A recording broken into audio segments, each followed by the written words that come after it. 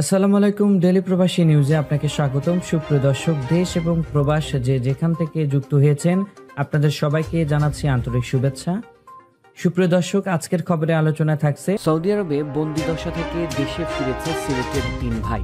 জানিয়ে দেব এই খবরটি সম্পর্কে বিস্তারিত সংবাদ। পুরো ভিডিওটি দেখে বিস্তারিত জেনে নেবার অনুরোধ থাকলো। পরিবারের সচ্ছলতা ফেরাতে সৌদি আরবে পাড়ি জমান সিলেট সদর উপজেলার কালারুকা গ্রামের ৩ ভাই আব্দুর রহমান, রিয়াজ উল্লাহ ও মোহাম্মদ আলী দীর্ঘ ৯ মাস কারাবন্দি থাকার পর দেশে ফিরেছে। গত শনিবার ২ ভাই দেশে ফেরার পর আজ মঙ্গলবার দুপুরে রিয়াজ উল্লাহ দেশের পৌঁছান। গত বছরের এপ্রিল রিয়াদে হারা এলাকায় একটি মিছিলে অংশগ্রহণের অভিযোগে সৌদি আরবের পুলিশ তাদের আটক করে। ওই দেশে মিছিল নিষিদ্ধ থাকায় বিষয়টি তারা জানতেন না। বন্দিদশা থেকে মুক্তি পেতে তাদের পরিবারের ঋণ করে আইন প্রক্রিয়া চালিয়েছে। ৩ ভাইয়ের কারাবাসের সময় তাদের মা মোছা তেরাবুন বেগম ছেলেদের মুক্তির জন্য নানা চেষ্টা ব্যস্ত ছিলেন।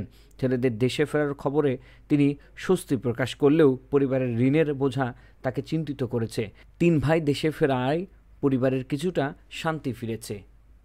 এতক্ষণ আমাদের সঙ্গে থাকার জন্য অসংখ্য ধন্যবাদ। পরবর্তী সংবাদ দেখার আমন্ত্রণ জানিয়ে শেষ করছি এখনকার সংবাদ। প্রতিদিন সৌদি আরবের গুরুত্বপূর্ণ খবর জানতে ডেইলি প্রবাসী নিউজ ইউটিউব চ্যানেলটিকে সাবস্ক্রাইব করে পাশে থাকা বেল বাটনটি প্রেস করে দিন, যাতে করে সৌদির পরবর্তী কোনো খবর মিস না করেন।